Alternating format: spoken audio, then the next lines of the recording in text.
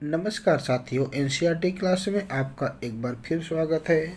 आज की क्लास में हम लोग देखने वाले हैं चैप्टर नंबर 9 को देखेंगे। इस समय हम लोग लगातार क्लास 6 की एनसीईआरटी में इतिहास विषय का अध्ययन कर रहे हैं। अध्याय 9 जिसका नाम है नए साम्राज्य और राज्य। तो इस विषय पर इस चैप्टर पे आज हम लोग डिस्कशन करने वाले हैं। तो इसमें से चलिए शुरुआत करते हैं आज की क्लास की। ये 9 रहेगा, इसके बाद लास्ट चैप्टर हमारा 10 रहेगा। ध्यान रहे कि जो पुरानी एनसीईआरटी है उसमें 12 चैप्टर दिया है, तो इसमें जो 12 चैप्टर जो बढ़ाया है उसको इसमें कम कर दिया है नई एनसीईआरटी में। तो जो सारे चैप्टर हैं वो कहीं न कहीं छोटे छोटे पार्ट करके एक दूसरे अध्याय में समाहित कर दिया है, न कि उसे पूर्ण रूप से कट किया है। पूर्ण रूप से नहीं कट किया है। तो चलिए शुरुआत करते हैं।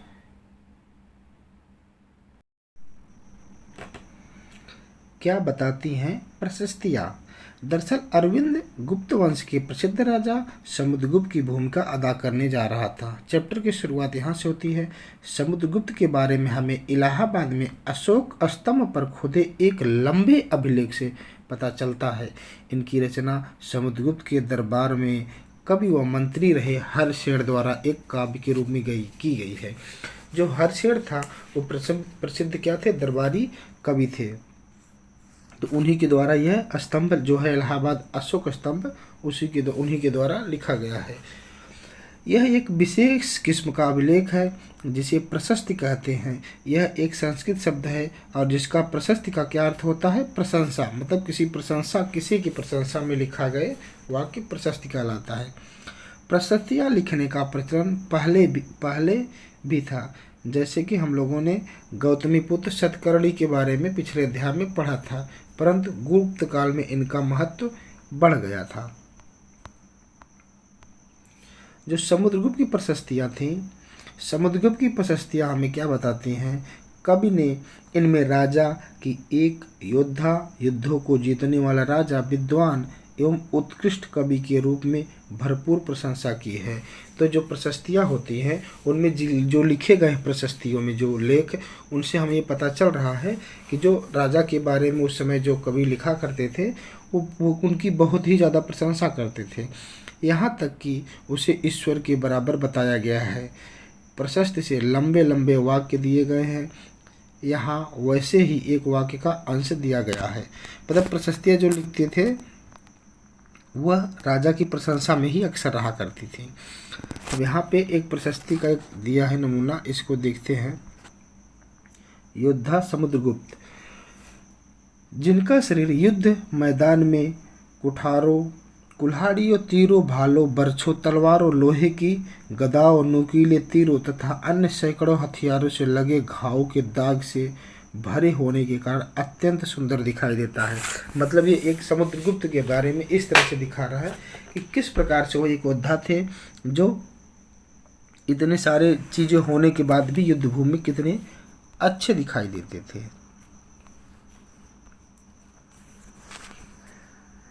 गौर से देखोगे तो पाओगे कि एक क्षेत्र को मैप के बारे में दिया गया है। एक क्षेत्र को हरे रंग से तथा पूर्वी समुद्री तट के साथ साथ एक क्रम में लाल बिंदु, ये मैप के बारे में है। नीचे मैप देखेंगे तब पढ़ेंगे। यह मानचित्र इस प्रशस्ति में प्राप्त जानकारियों के आधार पर बनाया गया है। हर्षसेन 4 विभिन्न प्रकार के राजाओं और उनके प्रति समुद्रगुप्त की नीतियों का वर्णन करते हैं। ये 4 नीतियाँ क्या क्या थी। पहली थी जो हरे रंग का क्षेत्र है मानचित्र में, वह आर्यावर्त के उन नवशासकों का है जिन्हें समुद्रगुप्त ने हराकर उनके राज्यों को अपने साम्राज्य में मिला लिया था। तो देख लेते हैं मैप में, ये हरे रंग वाला क्षेत्र है। ये मथुरा, कन्नौज, पाटलिपुत्र, नालंदा, प्रयागराज, ये पहला वाला हो गया।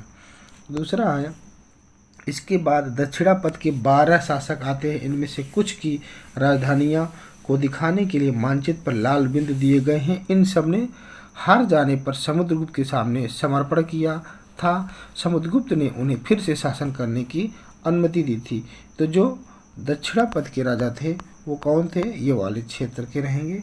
ये जो समुद्रगुप्त को जो है उनकी अधीनता स्वीकार कर ली थी। अगला है पड़ोसी देशों का आंतरिक उद्योग बैगनी रंग के अंतर्गत दिखाया गया है।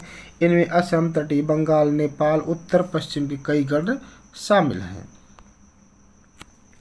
उनकी आज्ञाओं का पालन करते थे तथा उनके दरबार में उपस्थित हुआ करते थे। मतलब समुद्रगुप्त का देखिए इस प्रकार से प्रकोप था कि कहाँ कहाँ उसने विजय प्राप्त की। वाह्य इलाके के शासक जिन्हें नीले रंग से रंगा गया है संभवतः कुषाण तथा शक वंश के थे। इनमें श्रीलंका के शासक भी थे। इन्होंने समुद्रगुप्त की अधीनता स्वीकार की और अपनी पुत्री का विवाह भी किया। ये देखिए वह इलाकों में जैसे श्रीलंका वाला हो गया और कुषाणों वाला इस साइड में बाहर वाला में। अब इनकी वंशावलिया को देखते हैं कैसी। ये मैप को थोड़ा सा देख लेते हैं। ये आंतरिक राज्य है जो दिखाई दे रहा है, बाहरी राज्य ये सब देख ही रहे इधर वाला, और आर्यावर्त वाला राज्य ये है, ये वाला आर्यावर्त का है। उसके बाद जो और स्थान है देख लेते हैं ना, जैसे भरूची बल्लभी कहाँ है, गुजरात में है। चालुक्य, ऐहोल, पल्लव, कांचीपुरी, चोल, चेर, मंदुरई, पांड्य ये सब दक्षिण भारत के राजवंश है। 58 ईसा पूर्व में प्रारंभ होने वाले विक्रम संवत को परंपरागत रूप से गुप्त राजा चंद्रगुप्त द्वितीय के नाम से जोड़ा जाता है और ऐसा कहा जाता है कि उन्होंने शकों पर विजय के प्रतीक के रूप में इस संवत की स्थापना की तथा विक्रमादित्य की उपाधि धारण की थी। अधिकांश प्रशस्तियाँ शासकों के पूर्वजों के बारे में बताती हैं। जो प्रशस्तियाँ लिखी जाती हैं उसमें क्या बताएंगी, जो शासक पूर्वज हैं उनके उन्हीं के बारे में बताएंगी। यह प्रशस्ति भी समुद्रगुप्त के प्रति पितामह यानी कि परदादा, दादा, पिता और माता के बारे में बताती हैं। मतलब जो ये प्रशस्तियाँ लिखी गई हैं यह उनके पितामह, प्रपितामह मतलब उनके पिता के पिता और उनके दादाजी के बारे में बताती हैं। उनकी माँ कुंवारी देवी लिच्छवीगढ़ की थी और पिता चंद्रगुप्त वंश के पहले शासक थे जिन्होंने महाराजा धीराज जैसी बड़ी उपाधि धारण की थी। समुद्रगुप्त ने यह भी उपाधि धारण की। उनके दादा और परदादा का महाराजा के रूप में उल्लेख है। इससे यह आभास मिलता है कि धीरे धीरे इस वंश का महत्व बढ़ता गया। इस वंश के सबसे, अब यहाँ पे देखिए कि इन वंश के जो राजा हुआ करते थे वो कहीं न कहीं महाराजा की उपाधियाँ और कहीं न कहीं अभी आगे चल के देखेंगे तो प्रथम द्वितीय की उपाधियाँ अक्सर धारण किया करते थे। तो ये इस प्रकार से कुछ है।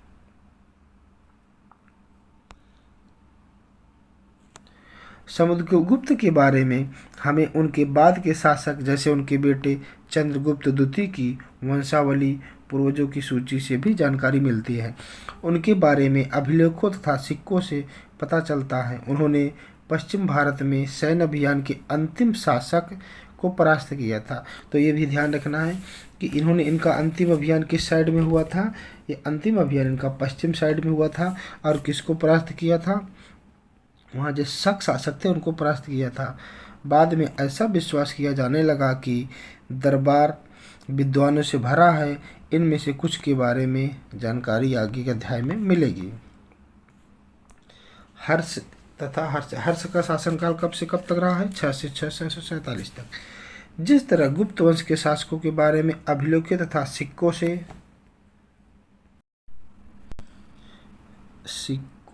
एक इसका मतलब सिक्के छूट गए, थोड़ा इसको देख लेते कहाँ छूटे हैं सिक्के। हाँ ये है। बीड़ा बजाने वाला राजा समुद्रगुप्त के कुछ अन्य गुणों को सिक्कों पर दिखाया गया है। जैसे इस सिक्कों पर उन्हें बीड़ा बजाते हुए दिखाया गया है। यह इम्पोर्टेंट तथ्य है कि अक्सर ये बन जाता है कि समुद्रगुप्त का संगीत प्रेमी होना यह उसके एक सिक्के से ही प्रमाणित होता है, क्योंकि सिक्का पर उसे संगीत प्रेमी के रूप में दिखाया गया है। आगे बढ़ते हैं। सिक्कों से पता चलता है कि उसी तरह कुछ अन्य शासकों के बारे में उनकी जीवनी से पता चलता है। ऐसे ही एक राजा हर्ष थे जिन्होंने करीब 1400 साल पहले शासन किया। उनके दरबारी कवि बाणभट्ट, हर्ष के दरबारी कवि कौन थे यहाँ पे ध्यान रखना है, बाण हुआ करते थे उनके दरबारी कवि। बाण ने संस्कृत में उनकी रचना जीवनी हर्ष चरित्र की, हर्ष की चरित्र की रचना किसने की थी? बाण भट्ट थे। अब बाण भट्ट किसके दरबारी कवि थे? वो एक हर्ष के दरबारी कवि थे। हर्षवर्धन की वंशावली देते हुए उनके राजा बनने तक का वर्णन है। चीनी तीर्थयात्री स्वयं त्यांग, जिनके बारे में हम लोग अध्याय 8 में पढ़े हैं, काफ़ी समय के लिए हर्ष के दरबार में रहे। उन्होंने वहाँ पर जो कुछ देखा उसका विस्तृत वर्णन किया। तो हर्ष के दरबार में भी देखा जाए तो कई महत्वपूर्ण कवि हुआ करते थे, जिनमें जैसे बाण हो गए, बाण भट्ट जैसे महत्वपूर्ण उल्लेखनीय हैं। हर्ष अपने पिता के सबसे बड़े बेटे नहीं थे, पर अपने पिता और बड़े भाई की मृत्यु हो जाने पर थानेश्वर के राजा बने। उनकी बहनोई कन्नौज के शासक थे। जब बंगाल के शासक ने उन्हें मार डाला तो हर्ष ने कन्नौज को अपने अधीन कर लिया और बंगाल पर आक्रमण कर दिया। उनके बहनोई कहाँ के शासक थे? कन्नौज के थे। और कन्नौज को जब उनकी मृत्यु हो जाती है तो कन्नौज को उसने आक्रमण किया और बंगाल पर भी आक्रमण कर दिया। मगध तथा संभवतः बंगाल को भी जीतकर उन्होंने अपने पूर्व में जितनी सफलता मिली उतनी सफलता अन्य जगहों पर नहीं मिली। मतलब वो धीरे धीरे बंगाल को भी जीत लिया और कई क्षेत्रों को जीत लिए। जब उन्होंने नर्मदा नदी को पार कर दक्षिण की ओर बढ़ने की, दक्कन जो है दक्षिण का भाग क्षेत्र, जैसे भारत है तो नर्मदा नदी कहाँ? इधर ही साइड है ना। तो यहाँ से जब बढ़ने की कोशिश की तो तब चालुक्य नरेश पुलकेशिन ने उन्हें रोक दिया था। अब चालुक्य नरेश पुलकेशिन के बारे में देख लेते हैं। पल्लव, चालुक्य और पुलकेशिन की प्रशस्तियाँ। इस काल में पल्लव चालुक्य दक्षिण भारत के सबसे बड़े, सबसे महत्वपूर्ण राजवंश थे। पल्लव का राज्य, उनकी राजधानी कांचीपुरम के आसपास थी। तो जो पल्लव थे उनकी राजधानी कहाँ थी? कांचीपुरम के आसपास थी। क्षेत्रों से लेकर और वहाँ से लेकर कांची के आसपास कावेरी नदी के डेल्टा तक फैला। राजधानी अक्सर उन क्षेत्रों को देखिए बनाया जाता था जहाँ से उन्हें शासन करने और आने जाने के लिए आसानी रहे। इसलिए राजधानी कभी कभार लंबी तो परिवर्तनशील भी रहती थी। जबकि चालुक्यों का राजा कृष्णा और तुंगभद्रा नदियों के बीच स्थित था। जो चालुक्यों का राज्य था वो कृष्णा और तुंगभद्रा नदियों के बीच था। चालुक्य की राजधानी किसकी कहाँ थी? ऐहोल थी। राजधानी चालुक्यों की ऐहोल थी और इसका राज्य कहाँ तक था? राज्य जो था कृष्णा और तुंगभद्रा के बीच स्थित था। कृष्णा और तुंगभद्रा दोनों क्या है? नदियाँ हैं। चालुक्यों की राजधानी ऐहोल थी। यह एक प्रमुख व्यापारिक केंद्र था। धीरे धीरे यह धार्मिक केंद्र भी बन गया जहाँ कई मंदिर थे। पल्लव और चालुक्य एक दूसरे की सीमाओं का अतिक्रमण करते थे। मुख्य रूप से राजधानियों को निशाना बनाया जाता था जो समृद्ध शहर थे। तो ये क्या होता? पल्लव और चालुक्य दोनों एक दूसरे के ऊपर आक्रमण करते थे और आक्रमण भी वही करते थे जहाँ से उन्हें कुछ फायदा मिल सके। पुलकेशिन द्वितीय सबसे प्रसिद्ध चालुक्य राजा थे। चालुक्य राजा तो पुलकेशिन द्वितीय किस वंश से संबंधित थे? ये चालुक्य राजा थे। उनके बारे में हमें उनके दरबारी कवि रविकीर्ति द्वारा रचित प्रशस्ति से पता चलता है। तो उनके दरबारी कौन थे? रविकीर्ति थे। और उन्होंने प्रशस्ति जो लिखी है रविकीर्ति, उनके रविकीर्ति की प्रशस्ति के द्वारा पुलकेशिन के बारे में हमें जानकारी मिलती है। इसमें उनके पूर्वजों, खास तौर से पिछली 4 पीढ़ियों के बारे में बताया गया है। पुलकेशिन द्वितीय को अपने चाचा से यह राज्य मिला था।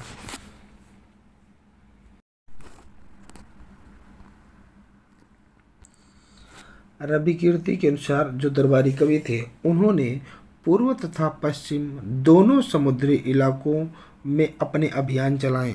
इसके अतिरिक्त उन्होंने हर्ष को भी आगे बढ़ने से रोका था। हर्ष का अर्थ है, जो हर्ष होता है, हर्ष का अर्थ क्या होता है? आनंद होता है। और कवि का कहना है कि इस पराजय के बाद हर्ष अब हर्ष नहीं रहा। पुलकेशिन द्वितीय ने पल्लव राजा के ऊपर भी आक्रमण किया था। तो पुलकेशिन ने कई जगह आक्रमण किए, जिसमें कांचीपुर की दीवार के पीछे शरण भी लेनी पड़ी थी इसे।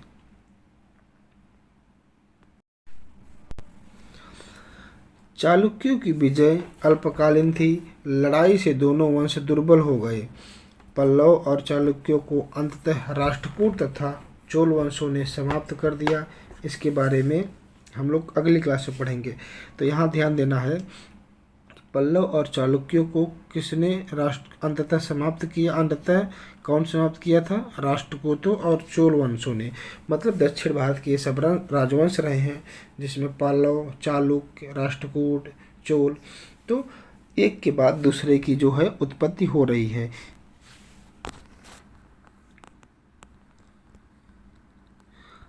अब अगर देखा जाए कि जो ये राज्य होते थे, इन राज्यों का प्रशासन कैसे चलता था।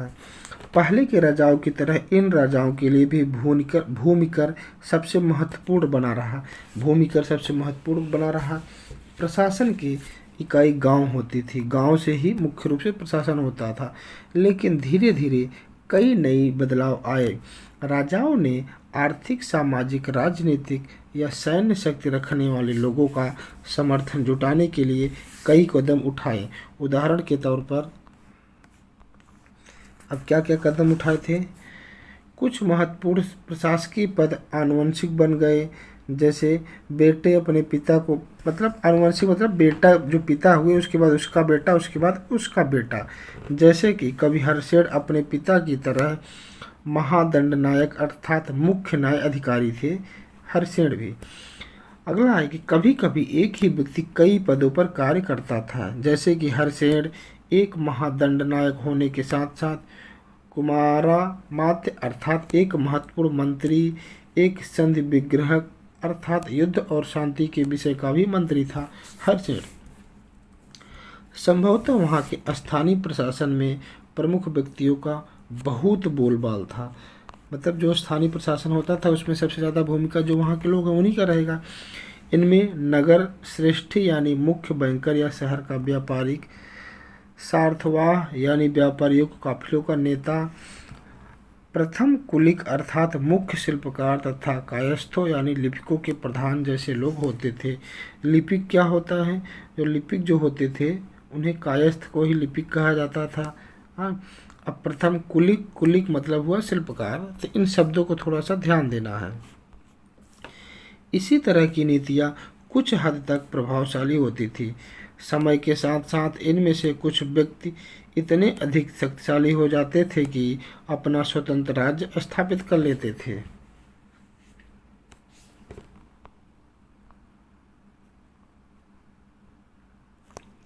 अब नए प्रकार की सेना। कुछ राजा अभी भी पुराने राजाओं की तरह सुसंगठित सेना रखते थे, जिसमें हाथी, रथ, घुड़सवार और पैदल सिपाही होते थे। पर इसके साथ साथ कुछ सेना नायक भी होते थे जो आवश्यकता पड़ने पर राजा को सैनिक सहायता दिया करते थे। इन सेना नायकों को कोई नियमित वेतन नहीं दिया जाता था। बदले में इनमें से कुछ को भूमिदान दिया जाता था। दी गई भूमि से वे कर वसूलते थे, जिनसे वे सेना तथा घोड़ों की देखभाल करते थे। देखिए उस समय एक प्रथा ये भी थी कि जो सेना में व्यक्ति काम करते थे या जो उनके अधिकारी थे या सेना नायक थे, उन्हें डायरेक्ट वेतन नहीं दिया जाता था। उन्हें एक विशेष प्रकार की भूमि दी जाती थी जिससे वो अनाज पैदा करें, या फिर वो भूमि के ऊपर टैक्स रहता था तो वो टैक्स को वसूले और वहाँ से अपना खर्च चलाएं और साथ में राजा को भी दी। ऐसा होता था। साथ ही वे इससे युद्ध के लिए हथियार भी जुटाते थे। इस तरह के व्यक्ति सामंत कहलाते थे। तो जो इस तरह से काम करते थे उन्हें वो क्या कहलाते थे? सामंत कहलाते थे। जहाँ कहीं भी शासक दुर्बल होते थे, ये सामंत स्वतंत्र होने की कोशिश करते थे। क्यों? क्योंकि सामंत के पास एक शक्ति रहती थी छोटी सी, कहीं न कहीं सेना के रूप में। जब उन्हें पता चल गया कि जो है शासक दुर्बल हो रहा है तो उसके ऊपर ही हावी होने के लिए आगे बढ़ते थे। वहीं दक्षिण के राज्यों में अगर सभाएं की बात करें तो पल्लव के अभिलेखों से कई स्थानीय सभाओं की चर्चा है। इनमें से एक था ब्राह्मण भूस्वामियों का संगठन, जिसे सभा कहते थे। ये सभाएं उपसभापतियों के जरिए सिंचाई, खेती बाड़ी से जुड़े विभिन्न काम, सड़क निर्माण, स्थानीय मंदिरों की देख रेख आदि का काम करती थी। जिन इलाकों के भूस्वामी ब्राह्मण नहीं थे, वहाँ पर उर नामक ग्राम सभा के होने की बात कही गई थी। नगरम व्यापारियों के एक संगठन का नाम था। संभवतः इन सभाओं पर धनी तथा शक्तिशाली भूस्वामियों और व्यापारियों का नियंत्रण था। इनमें से बहुत सी स्थानीय सभाएं शताब्दियों तक काम करती रही। मतलब जो सभाएं भी होती थी, उन पर भी कहीं न कहीं जो उच्च वर्ग या जो स्थानीय लोगों में जो शक्तिशाली था, उनका जो है कहीं न कहीं प्रभाव देखने को मिल रहा है। अब इसमें देख लेते हैं, ये तो हो गया उस जमाने में आम लोग। अभी ये जो राज्यों की सभाएं होती थी, उनको देखा हमने। अब इसमें देख लेते हैं कुछ इम्पोर्टेंट चीज़ें। जनसाधारण के जीवन की थोड़ी बहुत झलक हमें नाटकों तथा कुछ अन्य स्रोतों से मिलती है। चलो इसके लिए उसके कुछ उदाहरण देखते हैं। तो देखिए, आम लोगों की जो बात थी, उसका ज़्यादा उल्लेख कहाँ से मिलेगा? कौन करवाएगा और कौन करेगा? कालिदास अपने नाटक में राज दरबार के जीवन के चरित्र के लिए प्रसिद्ध हैं। मतलब कालिदास के जितने से उनके नाटक हैं, 3 नाटक हैं, अभिमाल विक्र, अभिज्ञान शाकुंतलम, मालविकाग्निमित्रम और विक्रमो वर्षीयम।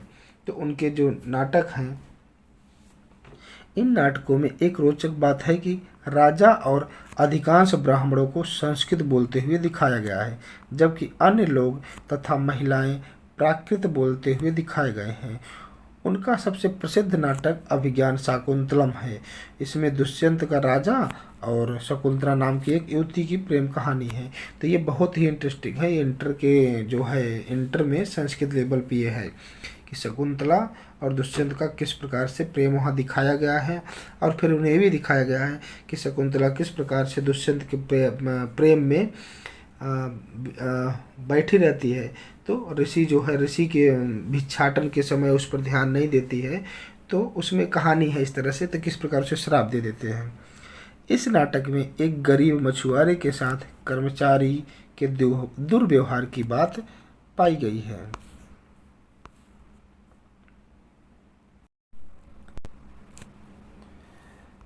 तो ये कहानी भी इसमें दिया है, इसको आप पढ़ सकते हैं, पढ़ना हो तो। बस इसमें यही बताया गया है कि जब एक मछुआरे को उसके मछली की पेट से अंगूठी मिलती है, और जो अंगूठी राजमहल की होती है, तो वो ले जाता है उसे देने। तो जो अधिकारी हैं उसके ऊपर आरोप लगा करके, और आरोप लगाने के बाद अपना हिस्सा हड़पते हैं, और मछुआरे से कुछ इनाम मांगने के लिए उसे शराब खाने पर लेके चले जाते हैं। इस प्रकार से बताया गया है। चीनी तीर्थयात्री फासियन का ध्यान उन लोगों की दुर्गति पर भी गया जिन्हें ऊंचे और शक्तिशाली लोग अछूत मानते थे। मतलब अछूतों का भी वर्णन उसने किया है। ये कह रहा है इन्हें शहरों के बाहर रहना पड़ता था। जो अछूत होते उन्हें शहर के बाहर रहना पड़ता था। वे लिखते हैं, क्या लिखते हैं अछूतों के बारे में, क्या लिख रहे हैं फासियान? अगर इन लोगों को शहर या बाजार के भीतर आना होता था, तो सभी को आगाह करने के लिए ये लकड़ी के एक टुकड़े पर चोट करते थे। मतलब एक तरह से लकड़ी को बजाना, आवाज़ करना, आगाह करना। यह आवाज़ सुनकर लोग सतर्क होकर अपने को छू जाने से या किसी भी प्रकार से बचाते थे। मतलब देखिए, जाति प्रथा, छुआछूत का किस प्रकार से उसने उल्लेख किया है चीनी यात्री ने, एकदम स्पष्ट दिख रहा है। एक जगह बाणभट्ट द्वारा अभियान पर निकली राजा की सेना का सजीव चित्रण किया गया है। इसको बाणभट्ट के द्वारा लिखी कविता, इसको थोड़ा सा देख लेते हैं कि इसमें क्या दिया है राजा की सेना के बारे में।